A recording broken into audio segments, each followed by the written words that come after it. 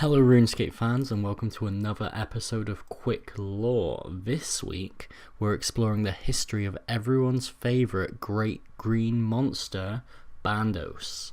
As per usual, this is Quick Lore, meaning that I may gloss over some of the finer details. By the end of the video though, you'll know all of the basics. Let's get going. So Bandos is a member of an unknown race from an unknown planet. Great start to a lore video, I know. What we do know though is that Bandos is a powerful, bloodthirsty, manipulative prick that revels in conflict, and in the past he has taken advantage of some less intelligent and more brutish races like goblins, ogres, trolls, etc. These races make up the majority of his followers.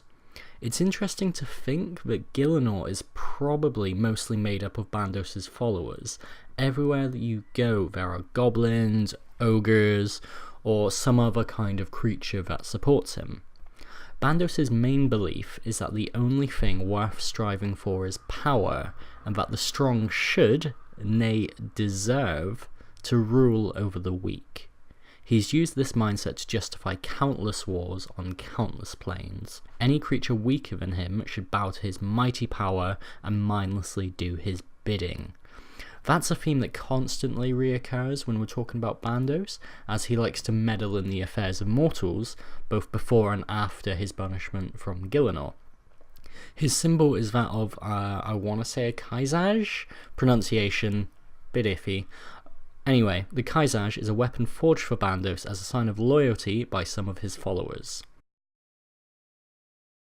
While it's never stated what species Bandos is, we know a little about his earlier life, namely that after an enemy tribe grievously wounded his tribe chieftain father, Bandos killed him personally as he didn't want the tribe run by a sickened cripple. Also, Bandos was directly responsible for the complete decimation of his home planet, so there's that.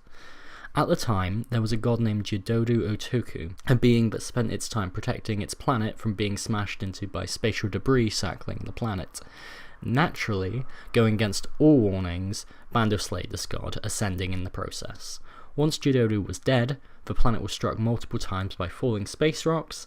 Everyone died except for Bandos. Here comes another bit of ropey pronunciation. I might butcher this, but once Bandos had destroyed his own planet, he set off in search of others that he can make his own. His journey brought him to Yu'Biusk. I think that's the saying. I could be wrong. Upon his arrival, Bandos found that the planet's inhabitants, mostly goblins, ogres and orcs, lived in small tribes and had a hunter-gatherer kind of existence. The tribes mostly kept to themselves and conflict between them was minimal. That wasn't what Bandos wanted though. He systematically taught the tribes skills such as metalwork and combat until all of the tribes worshipped him. He then threw his big godly weight around, making the tribes battle so much that Yu'Biusk descended into a war-torn planet. Bandos arrived on Gielinor during the Second Age after hearing that its protector, Guffix, was missing. Bandos brought large numbers of his followers from Yu'Biusk and started skirmishing with the other gods.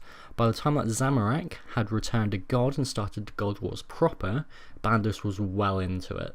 He had no real allegiances and would switch sides willy-nilly, purely to extend the war. So, Bandos had a habit of sending his lowly goblin followers into battles that they had no hope of ever winning. One such tribe was the Dorgeshuun. Faced with inevitable slaughter, this tribe defied Bandos' direct orders and fled the battle, heading into what is now Lumbridge Swamp. They escaped into a large crevice, which was later sealed forever when, in a fit of rage, Bandos smote their leader for his insubordination. The Dorgeshuun were then trapped underground. Over millennia, they adapted to their subterranean home, and by the time the adventurer meets them, they have grown large eyes to see in the dark and have become adept at travelling around the caves that they call their home. When Guffix awoke at the end of the God Wars, he visited Bandos and ordered him to leave, peacefully. Bandos agreed, aware that he could not overcome Guffix's power. While leaving, Bandos ordered his, I want to say Urgs? RuneScape has a lot of weird words. Anyway, those guys, he wanted them to follow him back to Yu'Biusk. Guthix denied this order. He stated that all of the creatures on Gielinor now belonged to that planet and were to be free of the tyranny of the gods. An enraged Bandos attacked, only to be masterfully banished by the much more powerful pacifist Guthix. Frustrated, Bandos took out his anger on his followers back on Yu'Biusk. He manipulated the tribes into long bloody wars with each other until the once lush planet was blackened and charred. No creature was left alive.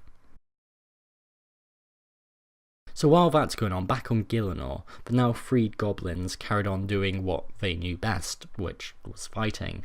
In one particular battle, the Battle of Plain of Mud, saw all of the remaining 11 goblin tribes slaughtering each other over food, resources and land. Seemingly having learned from his previous mistakes, Bandos interfered with this battle.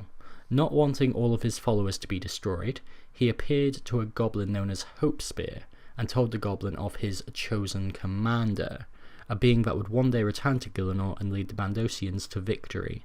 The war god was lying, of course, he just didn't want his followers to fall victim to infighting.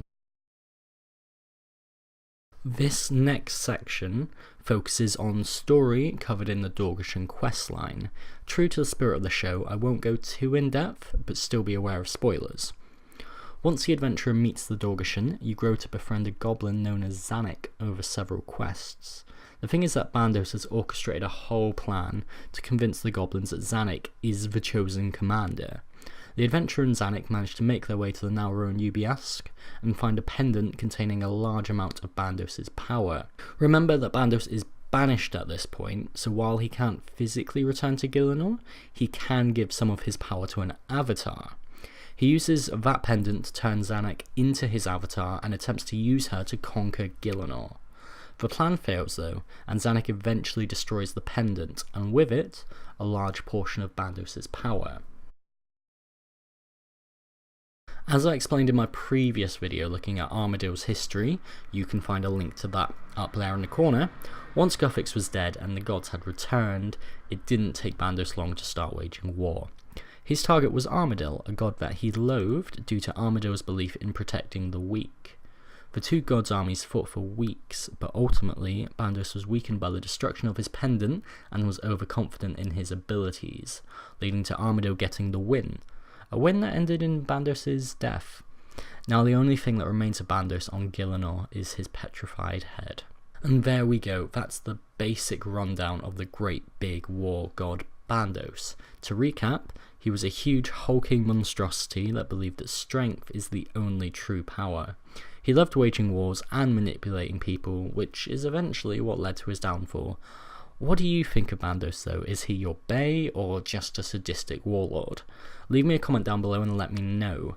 If you enjoyed the video, please give it a like and subscribe. I've been Vamoria, thank you very much for watching.